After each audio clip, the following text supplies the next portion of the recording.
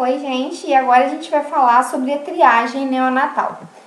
O que seria isso, a triagem neonatal? É um grupo, né, um conjunto de testes que toda criança brasileira tem direito de realizar gratuitamente através do SUS, né, do Sistema Único de Saúde. E esse conjunto de exames, né, que a criança brasileira tem direito, são muito importantes, porque são exames que, se tiver alguma alteração, eles podem reconhecer e identificar alterações, né, precoces no recém-nascido. E que esse reconhecimento precoce vai trazer toda a diferença, um diferencial no tratamento e pode significar uma mudança realmente na qualidade de vida do recém-nascido e da criança e do adolescente e posteriormente na vida adulta. Então a gente vai falar aqui sobre algumas das doenças que alguns desses exames detectam e a importância dessa detecção precoce, a importância da realização desses exames, né, que são eles: teste do pezinho, teste do olhinho, teste da orelhinha, teste do coraçãozinho.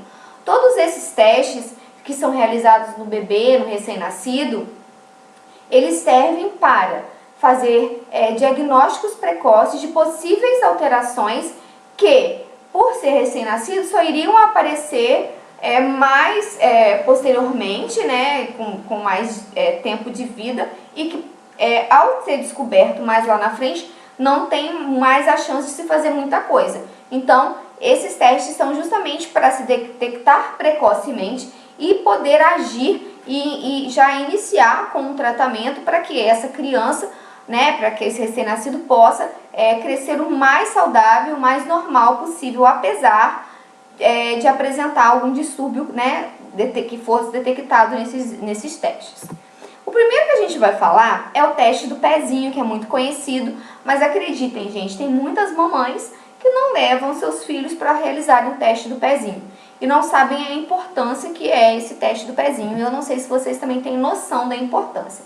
Então, o teste do pezinho, ele é realizado entre o terceiro e o quinto dia de vida e tem que se atentar muito para esse prazo, porque tem algumas doenças que ficam mais suscetíveis de ser detectadas nesse prazo. Então, é importante obedecer que seja entre o terceiro e o quinto dia de vida, tá? Então, o teste do pezinho, ele é importante para detectar várias doenças, tá? E principalmente 6 que a gente vai citar com mais propriedade, falar um pouquinho delas, que vai ser a fenilcetonúria, o hipotiroidismo congênito. Eu vou falar um pouquinho de cada um, tá? Doença falciforme, algumas hemoglobinopatias. O que seria isso? Essa doença falciforme, ela é uma anormalidade na hemoglobina. A hemoglobina, ela tem a forminha redondinha e ela carrega nosso oxigênio. Então, uma vez que ela tem uma doença falciforme, essa hemoglobina, ela fica em formato de foice. Consequentemente, ela carrega menos oxigênio, ela é mais frágil, então ela se rompe com mais facilidade, e ela também gruda mais facilmente nos vasos sanguíneos. Então ela faz o quê? Pode trazer anemia, pouca oxigenação, né, comprometer a oxigenação dos tecidos, causar êmbolos, né, coágulos, e causar anemia também, tá? Essa fenilcetonúria é uma enzima que a gente não produz no fígado e que faz com que a gente acumule um tipo de aminoácido. E esse acúmulo desse aminoácido pode trazer o que? Retardo mental, diversas situações que podem fazer com que a criança não se desenvolva. Hipotiroidismo congênito, a mesma coisa, a tireoide não consegue produzir os níveis de hormônios normais. E aí também exatamente pode trazer um dano para o crescimento do bebê, da criança. E assim a gente vai com quase todos. A fibrose cística é um tipo de fibrose que acomete o pulmão. Muitas das crianças que não descobrem a tempo ou não fazem o tratamento adequado, muitas são necessárias na fase adulta até fazer transplante pulmonar. Essa deficiência de biotina e biotinidase a gente vai ter que ser reposta, que é uma deficiência de uma vitamina do complexo B, que a gente não consegue absorver, que a criança não consegue absorver. Essa hiperplasia adrenal congênita é um problema na glândula suprarrenal do rim e tem muito a ver com a produção inadequada, né, de cortisol, de alguns hormônios que são responsáveis por controlar a sódio e potássio, por controlar pressão, por controlar algumas coisas muito importantes dentro do nosso organismo. E aí, como que é feito, né? A gente leva a criança lá do 3º ao 5º dia, né? Faz essa punção plantar, né, no pezinho do bebê. E tem que ser feito, gente, nessa posiçãozinha aqui, que tá a figura 3. E a gota de sangue, quando sai, a gente tem que preencher o papelzinho, tá? Com a gota de sangue. O círculo tem que ser totalmente preenchido. E a gente tem que colocar no verso do cartão, tá? Então, o cartão tá aqui à frente do cartão. Eu venho com o pezinho da criança e faço o preenchimento do círculo assim, ó, pelo verso do cartão. Então, olha só. Se eu colocar pouco sangue no círculo, não vai conseguir detectar. Se eu colocar dessa forma que também não consegue detectar, só consegue detectar se tiver o círculo todo preenchido conforme tá aqui, gente, ó. Pra vocês verem a próxima figura. Se passar, né? Opa, agarrou um pouquinho, só um minuto. Problemas técnicos. Ops, voltou aqui. Deixa eu voltar para colocar para vocês. Tá vendo? Tem que ser o ciclo totalmente preenchido, tá, gente? Para poder fazer a detecção correta das doenças lá. Então, vou começar a falar rapidamente para vocês terem uma noção da fenilcetonúria, que é uma doença congênita, né, genética, que nasce com essa incapacidade de quebrar algumas moléculas de proteína, alguns aminoácidos que eu falei com vocês, o fígado não produz.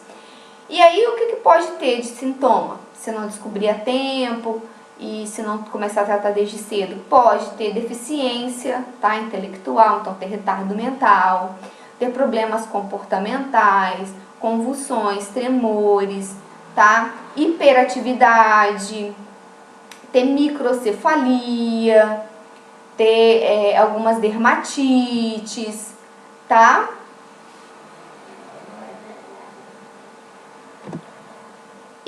Hipotireoidismo congênito. Então, daí eu tô falando pra vocês a importância de estar fazendo o teste do pezinho, tá vendo? Imagina se não consegue fazer o tratamento dessa fenilcetonúria, que é só tentar controlar a alimentação, tentar fazer com que a gente diminua esses níveis desse aminoácido para não trazer todos esses sintomas. Às vezes é uma fenilcetonúria transitória, às vezes depois de um tempo o fígado começa a produzir novamente a enzima, ou pode ser pro resto da vida, aí tem que ser feito um controle, mas é muito importante, porque pode trazer inúmeras situações para a vida da criança, como vocês podem ver que eu falei com vocês aqui. Aí depois eu coloquei o hipotireoidismo congênito. Então, todas as doenças a gente fala que é hereditária, congênita quer dizer já nasce com a criança, tá? O hipotireoidismo tem a ver com a glândula tireoide, ela não consegue produzir, né, o hormônio adequadamente necessário. Então, não produz esse hormônio é responsável pelo metabolismo da criança, pelo crescimento, desenvolvimento. Então, se a criança tem essa deficiência da produção do hormônio desde recém-nascido, vai ter um comprometimento no desenvolvimento intelectual, no crescimento, a criança fica esmirradinha, fica pequenininha, não cresce, tá? A pele e olhos são amareladinhos, os músculos ficam fracos, hipotonia, quer dizer, não tem força, tônus muscular, fica flácido, tem hérnia, tem desenvolvimento ósseo comprometido, dificuldade de alimentação, a criança não consegue se alimentar. E aí, quando não se trata, né, adequadamente, tem um retardo mental muito grave. E aí, uma vez detectado, gente, é só tomar um remédio, sabe? Que repõe o hormônio. A anemia falciforme, que é a doença falciforme que eu falei com vocês, que é aquela da hemoglobina, né? Que a hemoglobina que que carrega, né, são os glóbulos vermelhos do nosso sangue, ela tem um formato diferenciado, fica em formatozinho de foice e pode trazer aquilo que eu falei com vocês, né? Pouca oxigenação. Então, pouca oxigenação vai causar bloqueio de fluxo sanguíneo, né? Porque não tem oxigenação nos tecidos, pele flácida, vai ter atraso no crescimento, a circulação vai ficar comprometida, pode trazer feridas nas pernas, nos membros, né? Problemas neurológicos, cardiovasculares, porque causa êmbolos, coágulos, dores, fadiga, porque vai ter menos oxigênio no sangue, tá? E tudo isso, detectado precocemente, tem como ir tratando e amenizando os sintomas. Hiperplasia adrenal congênita, HAC, que eu falei com vocês que é um problema na glândula adrenal, né, da suprarrenal, que acontece uma mutação e produz demais, né, isso no feto. Então, os sintomas é o quê? Ele tem uma hiperprodução, aumento de clitóris, ciclos menstruais desregulados, puberdade precoce, características masculinas inadequadas, tumores benignos nos testículos, pressão baixa, nível baixo de açúcar, porque também a adrenal controla essa questão da glicemia sanguínea, taquicardia, letargia. Então, assim, gente, não tratando isso, pode crescer uma criança que tenha menina com traços masculinos, aumento de clitóris, meninos com tumores em testículo, tá? Então, olha a importância de se tratar. A fibrose, que é a produção excessiva, né, de muco, de secreções muito densas e pegajosas dentro do pulmão, do trato digestivo, e pode ser no pâncreas também. E aí, o que acontece? No pulmão, essa produção exacerbada dessa secreção muito densa, muito grossa, né, vai bloqueando as vias aéreas, e no pâncreas vai bloqueando também os canais pancreáticos.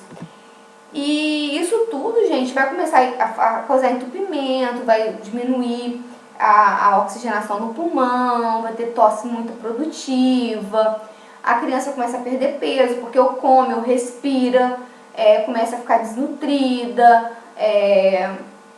começa a ter cirrose, porque fica com aquele duto do pâncreas entupido, provavelmente o pâncreas fica também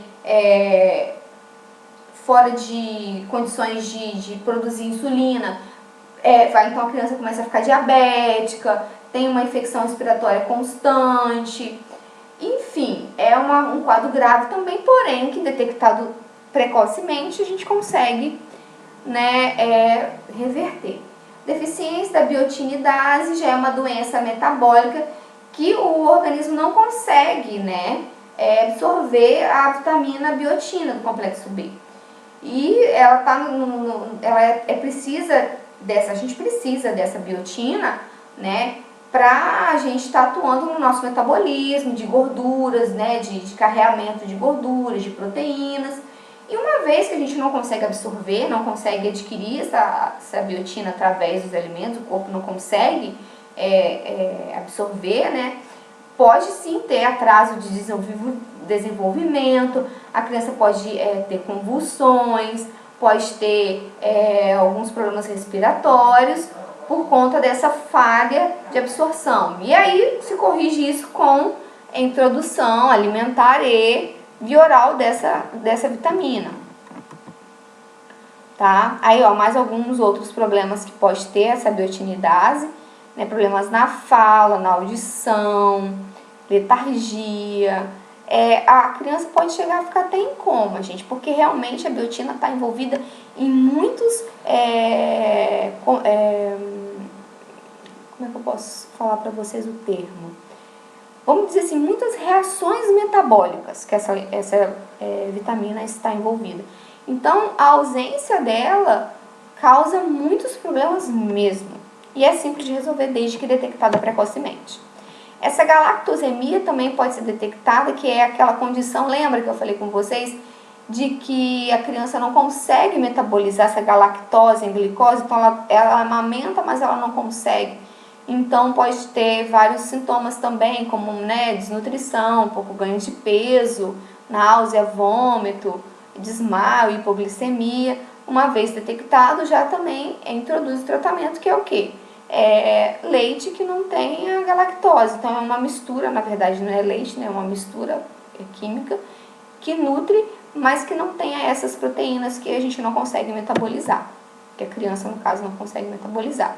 Aqui tem algumas outras doenças que, porventura, a gente pode também detectar precocemente, que seria a toxoplasmose congênita, né, que pode levar à cegueira, essa deficiência de glicose 6-fosfato desidrogenase, que também pode causar um aparecimento de uma anemia de diversas intensidades, sífilis, HIV. Então, isso tudo a gente também tenta fazer nessa triagem neonatal. Aí a gente vai entrar para outro teste, que é o teste do coraçãozinho, que nada mais é, ó, a gente vai colocar um oxímetro, tá vendo, nos membros inferiores e superiores, e vai fazer a avaliação, né, nas primeiras 24 horas de vida, depois da alta, da oxigenação sanguínea. Então a gente vai colocar um oxímetro, né, nos membros do bebê, vai passar aquele infravermelho, e aí ele mede a quantidade de oxigênio que está passando no sangue. Então esse teste do coraçãozinho é rápido, que vai verificar então essa oxigenação sanguínea, que esse nível de saturação tem que estar sempre acima de 95, então 96, 97, 98, 99, tá ok, 100% é ótimo. Se for medido, né, em algum membro, nos membros, se tiver uma diferença de 2%, pode indicar a presença de alguma má formação cardíaca, né, que de um lado está oxigenando bem, de outro não tanto, então pode ter uma má formação cardíaca. Teste da linguinha vai avaliar o quê? Vai dar uma olhadinha no frênulo, né, nessa parte da língua, e o fonoaudiólogo vai avaliar se está